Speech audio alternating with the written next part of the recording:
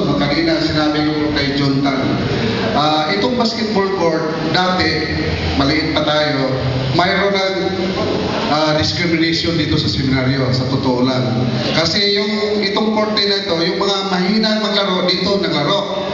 Yung mga magagaling sa baba, di ba? Napansin nyo yan? Kaya si John Tan palagi dito naglaro. Sa among panahon, dili pa yan eh. Dili paduwaon niya. Kaya mga atong balik eh. Dito misubos. Anong kurtaw? Baliktad pala, baliktad. Kanya, alikrib yan kanina. Ako na obserbahan. Kami ni Jerry Pistin. Naglakaw kita sa tubangan. Among obserbasyon, among pareho ba inyong obserbasyon sa kuha? Ninagamay district ang seminaryo. Itagaling mo kasi mga hindi magaling. Kanina, medyo nagkakatagan po kami doon sa harap. Nire-recall po namin yung structures, yung mga playground, pinupuntahan namin po kanina. Ang napapansin ko namin is parang lumiit yung seminaryo. Siguro, yun din yung nasa isip nyo. Okay. Then we try to answer it by ourselves na siguro, noon maliliit pa tayo, malaki yung building, yung mga structures na to. Ngayon lumaki na tayo, saka medyo tumanda na rin tayo, excuse me, ngayon parang lumit na rin talaga. So, yun lang. Tapos, ngayon, huwag na tayo mag-away, ha?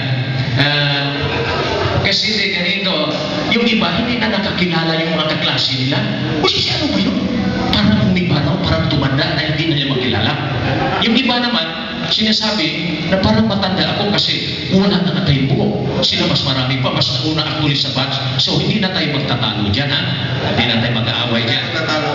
If we mention the batches, that means we just like to recall kung anong batch kayo. But it doesn't mean I look older, younger than you, or whatever. Ano lang. Okay. I cannot let it pass. I have to mention this. My experience with Monsignor Chris Garcia. He was a classmate. So kung may mga drama kami dito, dahil siguro kung na-share size niya, siya bida palagi. So may I visited him sa bahay na punta tayo mamaya. Nagpawin kami, sabi ko, Monsignor, balita namin, ikaw daw ipapalit kay Cardinal Vidal. Sabi ko, balita, tunog na balita yan. Sabi niya, walang ganon, kasi marami yung mga proseso. Pero pag sakay ko na sa sasakyan ko, sabi niya, Digoy, kung totoo yung sinasabi mo, you will be the first to know.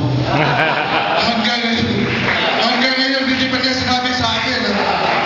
Joke lang yun, joke. Anong gawin natin? Sayaw natin yan?